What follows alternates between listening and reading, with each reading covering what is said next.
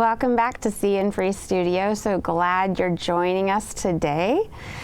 This is the place where you come to figure out what makes you unique, special, and different. And I have found some guests to join us and tell us their stories. And my next guest is all about telling stories. Terry Stafford is an award-winning author devoted to stories of music and hope for those who long for the good old days. He discovered writing after a decades-long career in project management, and he now uses his expertise to help creatives transform their scattered brains, and we know we have them, to prolific storytellers while helping leaders use their stories to succeed. He's joining us today from Tulare, California. Please welcome Terry Stafford. Hi, Terry. Hello. How are you doing? Good to be here, Jennifer. Thanks for having me. Good. Yes, Terry and I just met everyone in Honore Quarters, who is one of our guests, publishing class, and Terry is a very accomplished author and editor, so I'm learning from him and other members of the community, so thank you for that, Terry. I've really enjoyed learning from all of you who have taken these steps before me. Terry, tell us a little bit, where are you these days? What are you doing with your time? How's it going? It's going well. I'm actually spending most of my time right now editing. I happen to have a pretty healthy client list, so that's a good problem to have. I'm not actually writing on anything because I'm waiting to launch a book, and that's kind of where I'm at. I'm very much in the editing space and learning about launches. And that book that you're talking about is Project Management for Writers.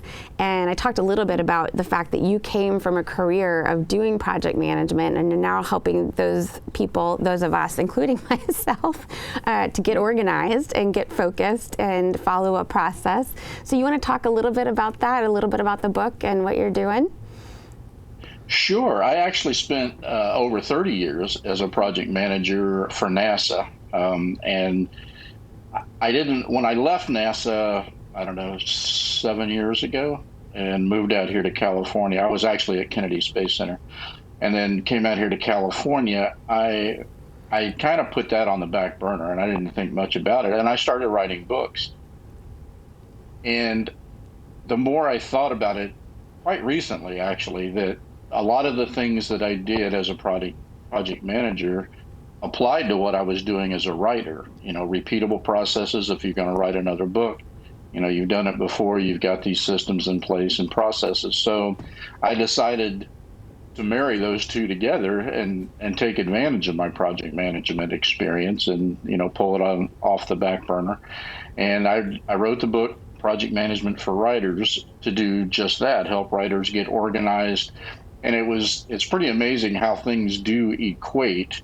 I mean, I was a certified project manager through the Project Management Institute, and they have a framework for project management that I started looking at, and it works for writers. I mean, you obviously aren't going to go into the depth and the detail that a NASA project manager would go through, but for example, when you start a project, any project, you start with a project plan. And in the book, I start off by equating that project plan to a book proposal. So, you know, anything that you're going to do with the book, you want to write it down in a book proposal so you know where you're going to go. And then it just goes on and on from there.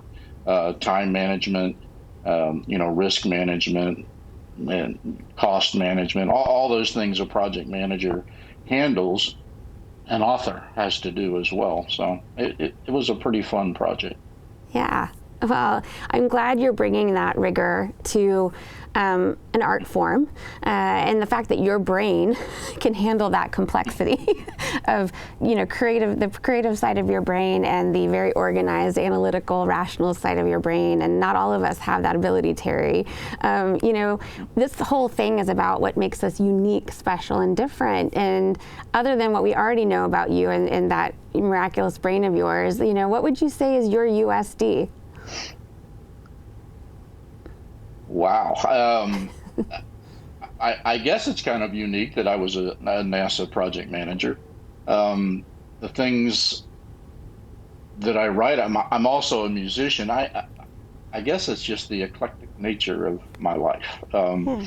I'm, my wife and I are musicians, and we play at a ministry on Friday nights at church, and we're bluegrass musicians, so we spend a lot of time at bluegrass festivals. And my first novel is actually about that. The first novel is called Strings of Faith, and it's about music and bluegrass music and old time fiddle music. And so I guess what might make me unique is the wide swath that I try to cut through the world, by, being kind of a homey guy, country guy, bluegrass music kind of guy, who came from NASA, which I don't know. I guess that's unique. I think it is, and I love bluegrass music. So I have to listen to some of your music. You got to put some tunes out and share them with us. So maybe if you do have any, we'll add some links to the website, Terry.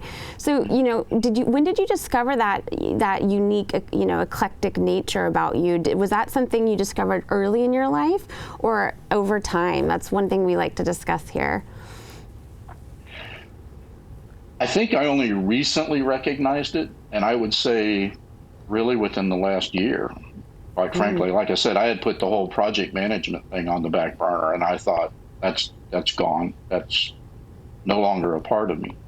Um, but but then it did occur to me that, wait, what I'm doing as an author is that, not as not as complex and in depth, but it's that, you're doing these same things over and over again every time you write a book. And, once you get that nailed down, you can get it organized.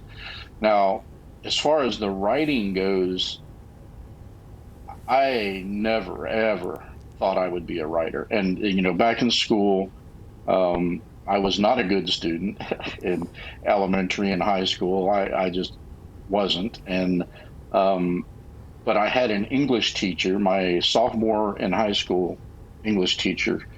She gave us an assignment to go off and write a story about something. So I did. And then she stood next to my desk the next day after I had turned it in. And she said, you're a really good writer, a great storyteller. It was almost embarrassing at the time because that was a very uncool thing to be told. So I blew it off naturally because it was uncool. But through the years, I kept hearing her voice, and it wasn't until, I don't know, 10 years ago, I decided to write a book, and it was actually a nonfiction, a short book, um, that described a metamorphosis our church went through, a big change. And I thought somebody needs to write a book about that. So I kept hearing her voice in the back of my head, and I thought, okay, I'm going to give this a try. And so I wrote that book, and it was like, that was pretty neat. It was a good practice. It wasn't a great book, but it was a good practice gig. And then after that, I started thinking about, um, I, a story. It was a family story that I wanted to capture, but I didn't want to do it as a memoir. It was a little bit too personal for that. So I created this world, this fictional world, with fictional characters to describe a real event that happened in our family, and that became Strings of Faith. That's that book. It took quite a few years to get that one done, but so, not only did I think I would never be a writer, but I certainly would never be a novelist. And it just never occurred to me. But writing that book, The Strings of Faith, I thought this is a lot of fun. Creating your own world, your own characters, and it got to the point where, well, let me stray for a second. There's the things you have called a a plotter and a pantser, and Stephen King wrote about that in his book on writing. And a plotter likes to, lay out things, which you would think I would do. Being a project manager by trade, you would think I would want to do that. But in fact, I am a pantser. I write from the hip. And so going back to Strings of Faith, it got to the point, and subsequent novels, it got to the point where my characters were waking me up. I when I'm writing on something, I generally get up at 4 a.m. and I'm usually awakened by one of my characters with a story to tell. And I hurry up and get to the coffee pot, bring my coffee to the desk, and I start typing as fast as I can, capturing this movie going on in my head. And every morning it's that way. That's why I don't bother plotting or outlining a novel, because there's just too much excitement going on with my characters, So that's how it all evolved, to make a long story longer, I guess. Well, I love it. And, Terry, we've had a couple of authors on, and I didn't know that distinction from Stephen King, but do you feel you follow a different process for nonfiction versus fiction, or do you kind of prance around or plance around on those? You just about have to be a plotter or an outliner for nonfiction. Because you're not creating your own world, and you certainly don't want to steer people astray. Now, I was lucky enough on the topic of project management for writers. Like I said, I used the Project Management Institute's framework, and it's a very specific, 9-phase framework that they teach all their project managers for the certification and all that. So I had that. The book is pretty much laid out in that way. Each chapter is one of those phases of project management. Yes. Yeah. And I know a little bit about project management. What was it like doing project management at NASA? You were probably there in some very critical growth years for space and space exploration. What was it like? I was at Kennedy during the last years of the space shuttle program, and it was sad, watching all that come to a close. But what my job was, we were planning for ground systems development, and building the new systems that payload processing would go through, and the equipment and all that there at the facilities at Kennedy. And if you can imagine, you probably can't imagine being in a conference room full of engineers. If you've worked with engineers before, it's an interesting bunch.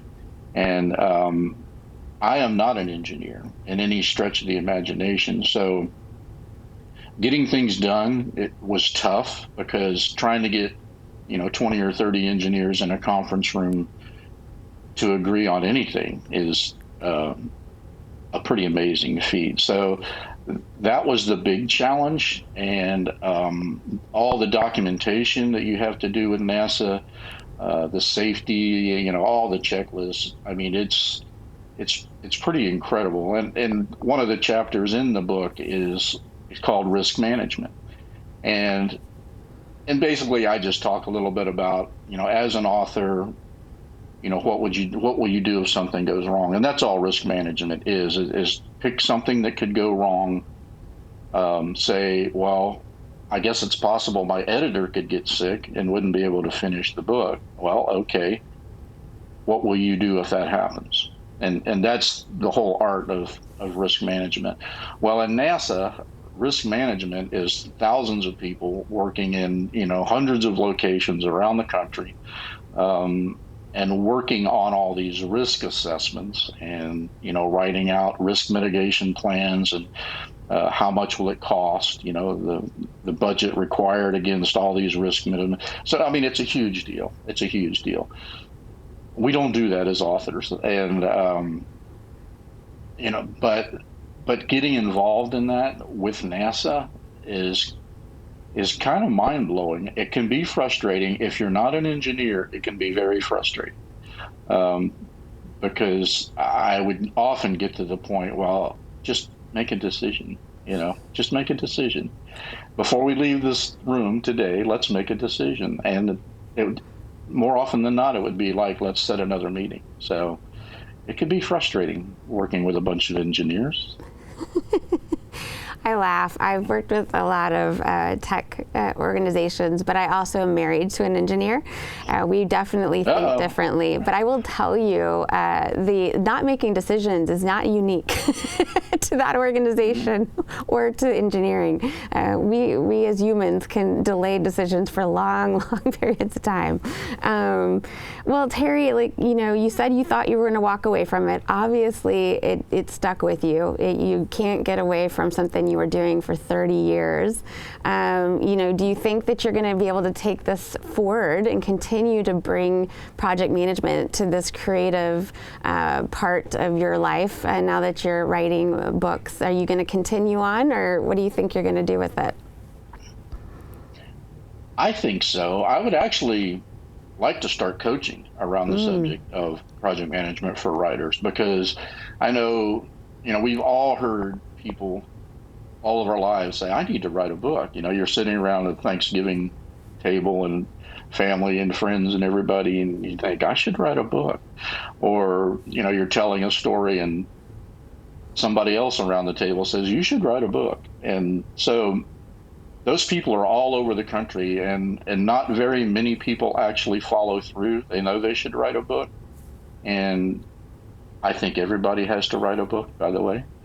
And, but very few, I've heard numbers like 3% maybe follow through with writing a book, and less than half of those actually do it. So I want to help them. When somebody says, I want to write a book, but I don't know where to start, I would like them to think of me, and it's like, come to me, I'll help you get started. Or even experienced writers, they get to a point where it's like, I don't know what to do next. And, and as I mentioned earlier, the second or third book, if they feel like they've never done it before and they're trying to figure out what to do. But, if you've got systems laid out, like a project manager, you'll know exactly what to do. As soon as you open the next document for a new manuscript, you know what the first step is. So, hopefully I can help people do that and define their writing practice, and just help them through the process. Yes. Well, I think that's a really great way to bring it full circle, and bring all of the best bits of your eclectic self to others. And I think that's a fantastic next step, especially as the book hits the airwaves. Terry, one of the things I like to do is ask a random question, and while you don't know what the question is, you do get to pick a number between 1 and 25. So what number would you like to choose? Oh my, 16. 16. Oh, if you could wipe out one fear that people have in the world, what would it be, and how would we be better for it? That's like the perfect question. I think the fear of writing a book, and I think that is what holds a lot of people back. They're afraid of the process. They're afraid it's going to be too hard. They're afraid nobody cares about what they have to say, or they're afraid, the story's been told before, I don't want to repeat it. And the truth is, nobody has heard your story. Nobody has heard it come from you. So it's important to do that. And there could be any number of reasons why you would write a book. It may just be sharing a story with family. Write a book so you can give it away for Christmas or whatever, with no real intent to publish it on Amazon out publicly or whatever. But you might want to write a book because you have a business. Maybe you are a coach, and you could use a book with your name on it to give to your clients. Or maybe you're a public speaker and you'd like to have a book for back of the room sales, just to use it as something more than a business card. People throw business cards away all the time, but they're more hesitant, hopefully, to throw away a book. So if you've got a book with your name on it, and give it away, as like a business card. So there are so many reasons to get rid of the fear and just do it. And if nothing else, and a lot of would-be authors get hung up on this. They start thinking about the publishing process and, how do I get on Amazon? And how do I do this? How do I do that? But they forget to sit down and write the book. So it's that would be like the most important thing is sit down. So I guess I answered the question. Hopefully I answered the question. Yes, yeah. So I think, like you said, somebody told you, a teacher told you you're a good writer. And so if anybody's been telling you in your life you should write, put your stories down on paper, Terry's saying, go for it.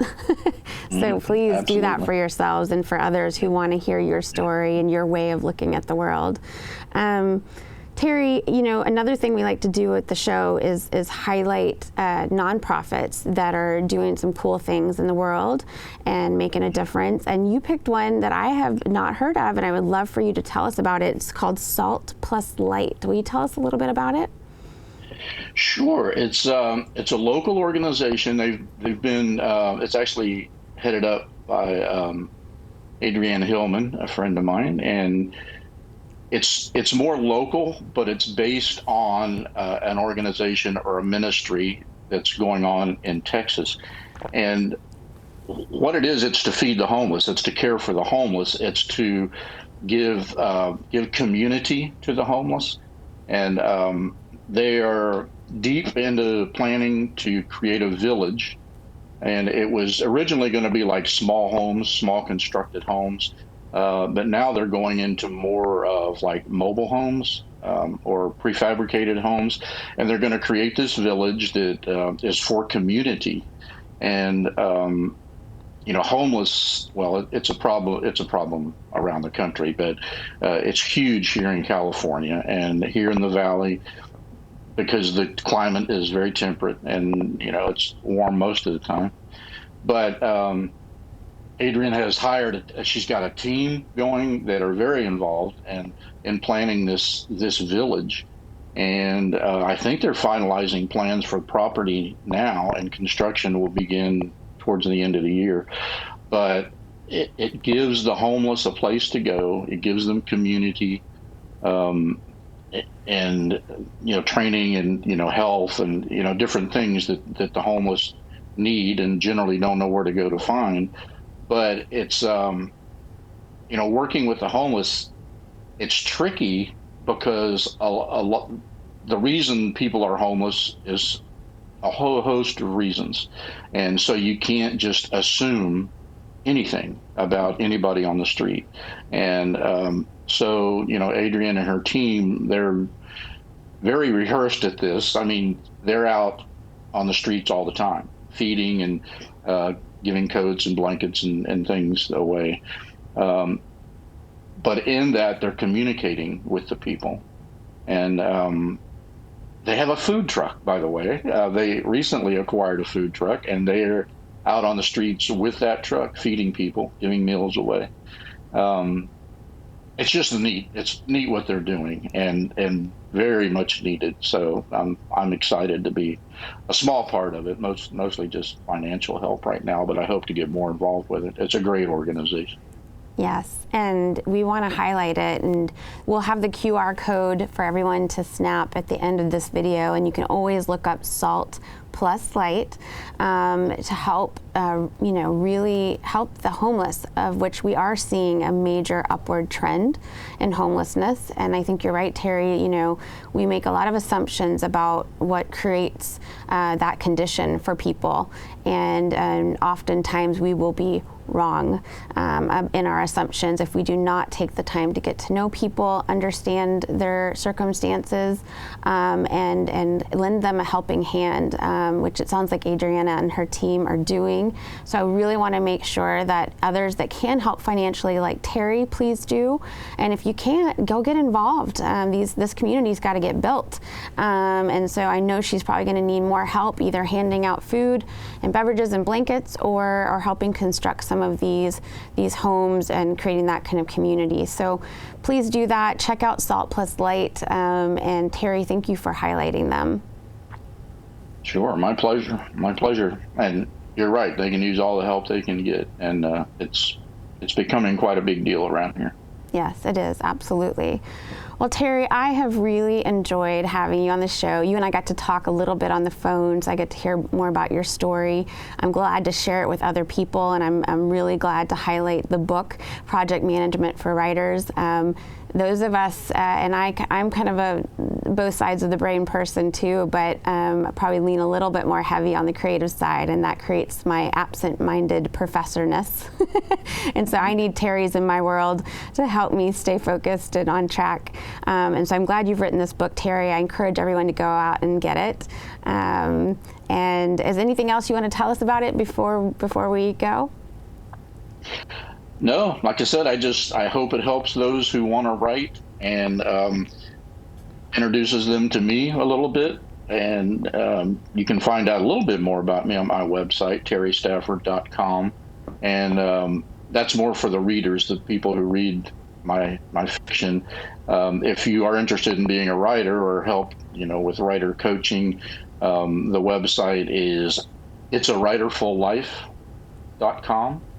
And that'll get you to a place where you can get in touch with me for some help. Great. Well, we'll add that to the website.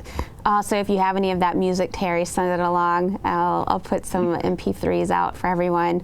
Thanks so much for coming on the show today. We really appreciate it. I had a lot of fun. Thanks for having me, Jennifer. I do appreciate it. Thank you. Well, I'll be seeing you again soon, I'm sure, in our honorees community.